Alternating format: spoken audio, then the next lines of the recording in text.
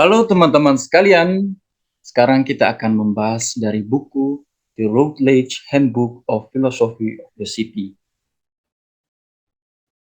Nah, pada bagian pertama kita akan membahas tentang filosofi perkotaan, mengenai keterlibatan filosofis historis dengan kota. Pada poin pertama, kita akan melihat tulisan tentang Plato's City Soul Analogy, The Slow Train to Ordinary Virtue.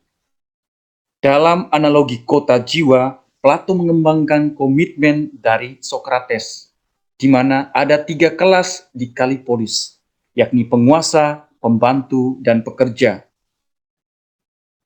Kemudian ada 3 bagian jiwa, yakni akal, roh, dan nafsu. Akal berteori dan mengatur, roh menyediakan infrastruktur motivasional, dan keinginan menerima pada tempatnya daripada memaksakan agendanya sendiri. Kemudian dari tulisan itu kita dapat melihat bahwa orang yang adil menyelaraskan bagian-bagian jiwanya dan dengan demikian memupuk dan mengamankan keharmonisan batin yang mencerminkan kesatuan yang merupakan kebaikan terbesar di Kalipolis. Kemudian ada 4 tipe orang menurut Socrates, yakni orang Timokrat yang berorientasi mengejar kehormatan yang berlebihan. Kemudian ada orang oligarki, yakni dengan keserakahan yang tak terpuaskan, berorientasi pada cinta uang. Kemudian ada orang demokrat yang ingin sekali merdeka. Kemudian ada orang tirani yang muncul karena keinginan tanpa hukum, ingin berkuasa. Dari tulisan itu, John Cooper menyimpulkan bahwa Plato secara konsisten membatasi keadilan sebagai kebajikan individu kepada mereka yang memiliki pengetahuan di dalam diri mereka tentang apa yang terbaik untuk dilakukan.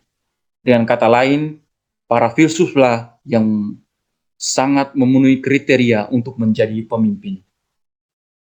Kemudian pada bagian yang kedua, kita akan berbicara filsuf dan kota di awal Eropa modern. Yang pertama ada Niccolo Machiavelli. Machiavelli mengklaim bahwa konflik internal adalah bagian dari kehidupan sipil. Dia percaya perbuatan hukum harus bagaimanapun melakukan semua yang dia bisa untuk menghindari efek yang tidak menguntungkan dari kesalahan sifat manusia ini. Kemudian ada Michel de Montaigne, di mana dia menghadapi konflik antara Raja Katolik Henry III, Henry de Guise, pemimpin Liga Katolik konservatif, dan Henry de Navarrete.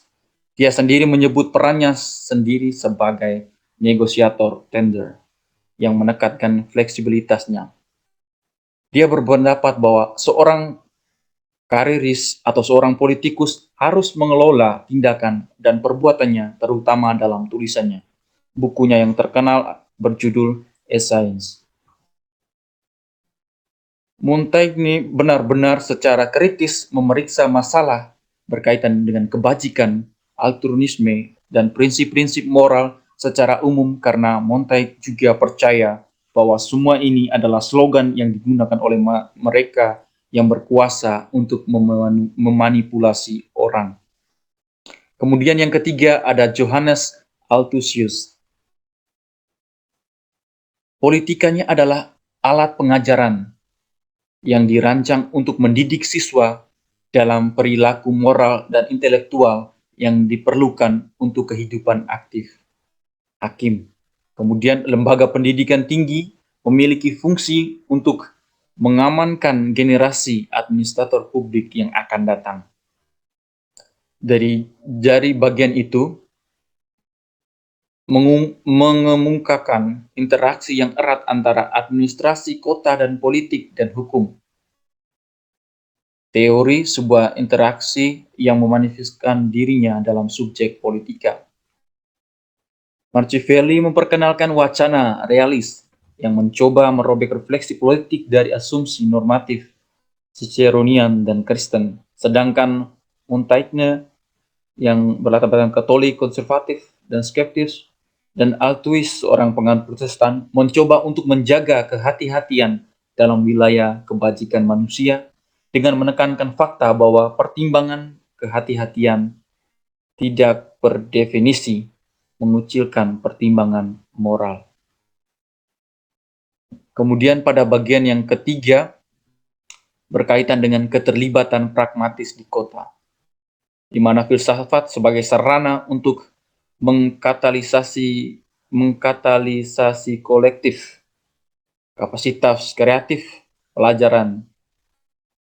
Pada bagian ini kita belajar dari John Dewey dan Jane Addams. Menurut Jane Addams, ia menggambarkan pemukiman sebagai upaya eksperimental untuk membantu pemecahan masalah sosial dan industri yang ditimbulkan oleh kondisi kehidupan modern di kota besar. Kemudian dia mengembangkan organisasi batas. Ada juga keterlibatan filosofis Adam melibatkan aktivisme lokal berbasis tempat dan penjangkauan global. Kemudian ada John Dewey. Filosofi Dewey menawarkan serangkaian strategi untuk terlibat dalam tantangan perkotaan. Misalnya, dia merekomendasikan agar kita mengutamakan situasi kehidupan, menghargai pluralisme dan kreativitas, tetap sadar akan sifat eksperimental, fallibilistik, dan dari tindakan kita. Kemudian, kita diharapkan membentuk sikap kritik, penyelidikan, dan membuat manusia peka terhadap kebrutalan dan pemborosan adat. Kemudian pada bagian yang terakhir, dengan terlibat dalam isu-isu kehidupan perkotaan, para filsuf memiliki kesempatan untuk mengembangkan, mempekerjakan, dan mendorong orang lain serangkaian nilai dan keterampilan yang unik. Para filsuf ini menunjukkan kepada kita kekuatan transformatif, timbal balik dari aktivisme filosofis, di mana kita berusaha untuk mengubah diri kita sendiri dan pada saat yang sama mengubah institusi dan komunitas kita. Terima kasih. Bagian selanjutnya akan dijelaskan oleh teman saya.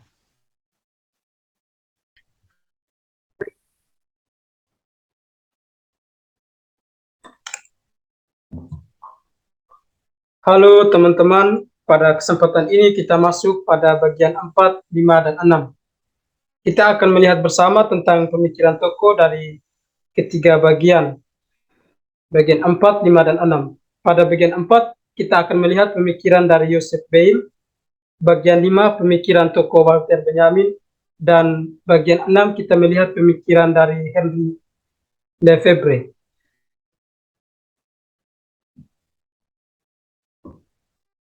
Yang pertama kita lihat pemikiran tokoh Joseph Bale dengan judul besar Kembali ke Gua. Dalam pemikiran Joseph Bale kita akan melihat tiga hal, yaitu kembali ke gua, dan Joseph Bale mengartikan kembali ke gua adalah kembali untuk diri sendiri. Yang kedua, makna filosofi kota, dan yang ketiga, model keterlibatan. Ya, Joseph Bale adalah seorang profesor dan seorang filsuf. Ia mengatakan bahwa karirnya sebagai seorang profesor tidak jauh dari seorang filsuf. Semasa hidupnya, Joseph Bale mengalami tantangan, yaitu bagaimana ia harus mempertahankan identitasnya di luar akademik di kota New York. Dan pada saat itu, dia mencoba untuk menjadi seorang filsuf kota. Keinginannya itu muncul karena dia sendiri melihat mengenai ketegangan kritis dan imajinasi analitis dari pemikiran filosofi untuk mengubah institusi sipil, politik, dan pendidikan di kota New York. Memang pada waktu itu kota New York sendiri mengalami perkembangan, tetapi perkembangan dalam bidang kehidupan sosial dan politik yang berkaitan dengan evolusi hampir seluruhnya tidak ada kejelasan. Hal itu terjadi menurut Joseph Bale bahwa sebagian besar filsuf kota pada waktu itu tampaknya tidak masuk ke arena publik dan tidak memperhatikan kebutuhan orang-orang perkotaan. Para filsuf kota hanya tinggal di kota dan mereka tidak bekerja untuk kebutuhan kota, melainkan kebutuhan pribadi. Atas dasar itulah Joseph Bale mengatakan bahwa filsuf pada waktu itu pemikirannya kembali ke gua, atau pemikiran yang tidak membangun apa-apa untuk kebutuhan kota. Yang kedua, makna filosofi kota. Adanya pemikiran tersebut, Joseph Bale sendiri berangkat dari pemikiran Socrates, yang mana Socrates mengatakan bahwa filsafat sebagai aktivitas manusia yang paling dalam. Atas dasar itulah, Joseph Bale kemudian mengatakan bahwa komitmen untuk tinggal di kota berarti untuk merangkul semua orang, baik itu orang-orang pribumi maupun orang asing. Pernyataan itu tentu Joseph Bale sendiri ingin mengkritik filsuf-filsuf kota pada waktu itu. Joseph Bale juga mengatakan bahwa seorang filsuf harus bisa menerima kehidupan sosial dan komunitas, dan seorang filsuf tidak hanya sekedar berfilsafat dalam kebenaran politik, tetapi juga mampu berfilsafat dalam kebenaran atas hidup dan kota.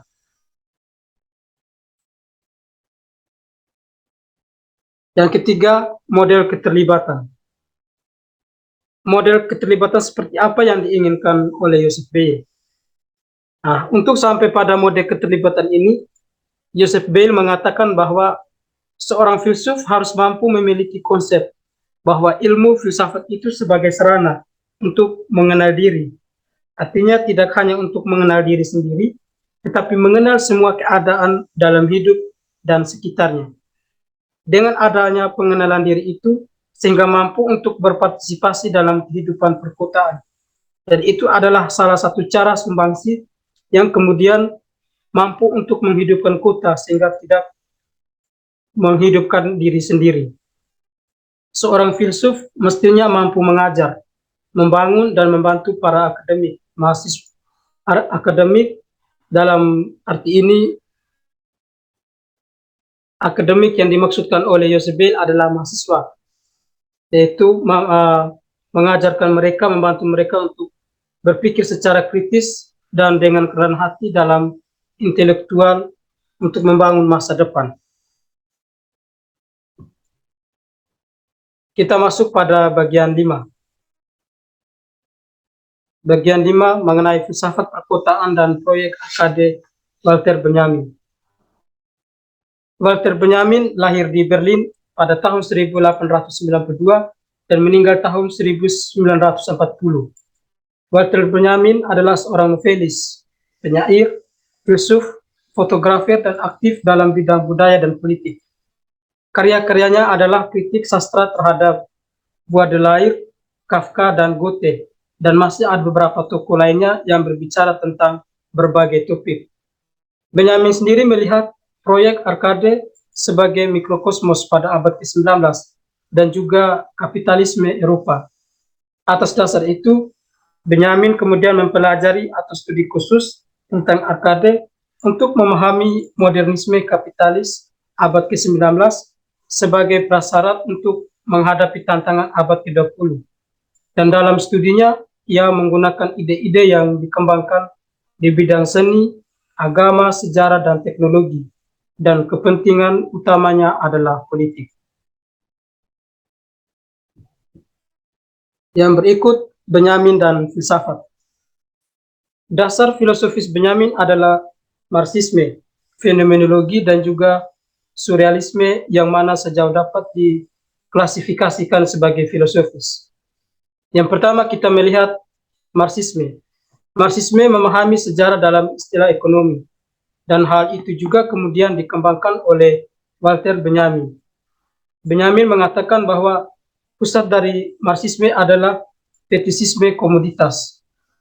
Yang kedua, fenomenologi.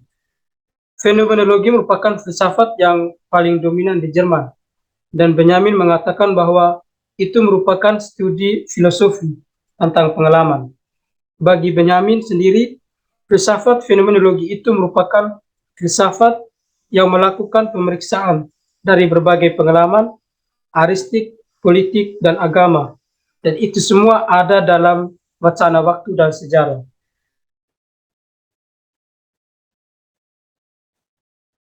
Yang ketiga, adalah surrealisme.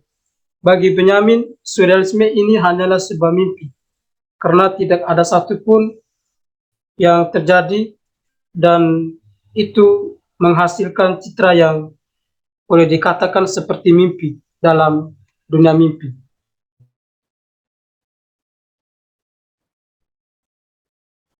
Kita masuk pada bagian 6. Henri Lefebvre, pemikirannya mengenai hak atas kota. Pada bagian ini kita akan melihat seperti apa hak atas kota yang dimaksudkan oleh Henri Lefebvre. Pada tahun 1967, Henry mengatakan bahwa hak atas kota sebagai jeritan dan tuntutan. Henry mengatakan bahwa aliansi hak untuk kota sebagai seruan untuk program aktivisme yang inklusif secara luas untuk mendukung berbagai suara dari kaum yang terpinggirkan dan kemudian diartikulasikan sebagai reformasi kebajikan menuju pembangunan perkotaan yang lebih inklusif dan berkelanjutan. Nah, berakar pada pemahaman inilah Henry kemudian mengatakan bahwa perkembangan kehidupan perkotaan dan perhatian mestinya harus terus-menerus terjadi. Hak atas kota memahami dalam kaitannya dengan kepentingan mendasar, yaitu keprihatinan bersama, dan itulah kemudian yang diserukan oleh seluruh dunia bahwa hak atas kota adalah untuk membela orang-orang miskin dan terpinggirkan. Berdasarkan pemahaman tersebut, kita kemudian bisa bertanya, mengapa harus ada hak atas kota? Ya, tentu itu semua untuk menegaskan dan membangun perlindungan yang tidak melakukan dengan tindakan otoritas. Dan hak atas kota bukanlah untuk kaum-kaum berjuis atau kelas-kelas elit. Sehingga itulah kenapa harus ada hak atas kota, yaitu untuk hidup bersama dalam kota. Muncul adanya hak atas kota karena ada pandangan skeptisme yang menonjol secara langsung, yaitu dari kaum utilitarian yang mana menolak hak sebagai moral primitif. Namun hak atas kota itu muncul pertama-tama untuk menjadikan sebuah kebiasaan, sehingga adanya pertemuan, konfrontasi perbedaan, pengetahuan timbal balik, dan pengakuan cara atau pola hidup yang harus berdampingan. Oke teman-teman, terima kasih. Berikut penjelasan dari Frate Uson. Teman-teman, pada kesempatan ini saya akan bahas pada bagian 7 dan 8. Pada bagian 7 yang mengatakan Foucault dan perkotaan filsafat. Foucault berbicara tentang geografi dan ruang kota, yaitu privasi ruang publik, kebangkitan masyarakat jaringan, menjamurnya camp, dan perkemahan kehidupan telanjang. Geografi filsafat perkotaan dalam bidang pemerintahan, yaitu pertama, kekuasaan berdaulat, mengelola wilayah, barang, dan orang melalui hukum perbatasan dan larangan. Kedua, kekuatan disiplin, yaitu mengelola ruang dan institusi tertentu melalui kontrol, pengawasan, normalisasi tubuh, gerakan untuk memaksimalkan efisiensi dan utilitas. Yang ketiga, skema disiplin melalui polisi. Kepemerintahan menurut Foucault, kepemerintahan berdominan di Barat pada abad ke-16, memanfaatkan unsur-unsur ketiga jenis kekuasaan, yaitu kekuasaan berdaulat, disiplin, dan keamanan, dan berfokus pada kesehatan kesejahteraan penduduk. Peran ketiga di atas yaitu pada aparat keamanan. 3 urutan pemerintahan menurut Foucault, yaitu pertama, institusi kurungan dan tindakan fisik pada tubuh atau penjara. Yang kedua, institusi dan praktik reformasi, rehabilitas dan teknik disiplin. Yang ketiga, pemerintah diidentifikasi sebagai bentuk pemerintahan spasil. 3 keberhasilan kekuasaan disiplin menurut Foucault, yaitu pertama, pengamatan hierarkis, yaitu memanifestasikan diri melalui pengumpulan spasial, pengawasan berjenjang, penilaian normalisasi, kombinasi dalam proses yang khusus. Kedua, instrumen penilaian normalisasi yang memanifestasikan dirinya sebagai bentuk hukuman yang pada akhirnya menghasilkan oposisi biner dari yang diizinkan dan yang dilarang, normal dan abnormal. Ketiga, pemeriksaan yang terlepas dari bentuknya selalu merupakan kombinasi dari instrumen pengawasan dan penilaian normalisasi dalam prosedur tertentu. Strategi dan taktik pemerintahan untuk tujuan disiplin, yaitu pertama, penjara terbalik, kedua, pengamatan yang tidak diamati. Pada dasarnya, disiplin adalah mekanisme kekuasaan yang melaluinya kita mengendalikan tubuh sosial dalam elemen-elemen terbaiknya, yang melaluinya kita sampai pada atom-atom masyarakat, yaitu individu. Sekarang kita masuk pada bagian 8, yaitu kota perbedaan Iris Marion Young. Warisan dan masalah Locke dan Rousseau terdapat dua pendapat, yaitu otonomi dan komunitas. Otonomi adalah warisan untuk negara dan bangsa, yaitu menjamin hak atas kebebasan atau kebebasan yang sama dalam sistem politik dan ekonomi berdasarkan kebebasan kontrak individu, baik dalam keluarga maupun sosial pemerintah. Yang kedua, komunitas, yaitu kerinduan akan keharmonisan di antara orang-orang untuk konsensus dan saling pengertian. Masalah dengan mimpi Rousseau, yaitu banyak yang mengkritik tentang model kesejahteraan adalah demokrasi, karena dominasi dan penindasan dari sosialis dan feminis.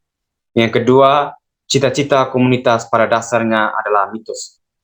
Di sini Young mengkritik. Young mengatakan untuk mendirikan dikotomi menyeluruh antara individualisme dan komunitas, sejauh bahasa yang digunakan terbagi menjadi pandangan-pandangan polarisasi yang saling mendefinisikan secara negatif. Kedua, untuk mengekspresikan ide hubungan sosial sebagai komprehensi subjek, memahami orang lain dengan memahami diri sendiri terlebih dahulu. Komunitas ideal sebagai komprehensi murni dari subjek satu sama lain, menerima ekspresi politik dalam visi kehidupan politik yang mengistimewakan demokrasi langsung tatap muka lokal. Yang keempat, kritik yang keempat yang diberikan Young terhadap cita-cita komunitas menyangkut karakterisasi yang salah tentang bagaimana komunitas yang lebih kecil berhubungan satu sama lain. Kota perbedaan sebagai visi alternatif kehidupan kota sebagai yang ideal. Visi alternatif yang ditawarkan oleh Young mengusulkan penjelasan tentang hubungan sosial yang dibangun di atas cita-cita kota yang meliputi jaringan ekonomi, politik, dan kekerabatan serta masyarakat yang dipimpin oleh pemerintahan daerah. Kota ideal adalah cita-cita normatif. Dia tidak utopis tentang cita-cita karena banyaknya ketidakadilan sosial yang ada di kota. 4. Kebajikan hubungan sosial.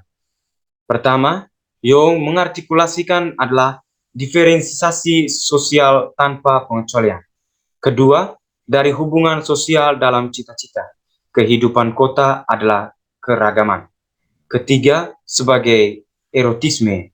Keempat, dari hubungan sosial di dalam kota adalah publisitas. Young mendefinisikan 3 aspek kehidupan kota dalam praktek, yaitu pertama, dominasi korporat dan birokrasi kota yang terpusat. Kedua, struktur pengambilan keputusan di kota madya dan mekanisme redistribusinya yang tersembunyi. Ketiga, proses segregasi dan eksklusi, baik di dalam kota maupun antar kota dan pinggiran kota.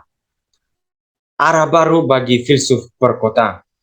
Cita-cita Young tentang kehidupan kota menekan pada konsep pemberdayaan yang ia ambil sebagai partisipasi keputusan melalui latihan suara. Menurut Young, agen yang diberdayakan dengan suara untuk mendiskusikan tujuan dan sarana kehidupan kolektif, dan yang telah melembagakan sarana untuk berpartisipasi dalam keputusan tersebut, baik secara langsung atau melalui perwakilan, terbuka bersama ke satu set publik di mana tidak ada yang memiliki otonomi. 3 prinsip harus diikuti pemerintah daerah, yaitu pertama, kebebasan, kedua, keberagaman, ketiga, ruang publik. Kesimpulan, Young membayangkan politik sebagai hubungan orang asing yang berhubungan satu sama lain, melintasi waktu dan jarak, dan yang mungkin atau mungkin tidak memahami satu sama lain secara langsung. Yang kedua, Nancy Fraser berpendapat bahwa politik perbedaan tidak berlaku secara global, dan terlebih lagi bahwa perbedaan ideal adalah universal. Tujuan menyeluruh untuk pemerintahan global ini bukanlah tujuan Young. Sekian dan terima kasih.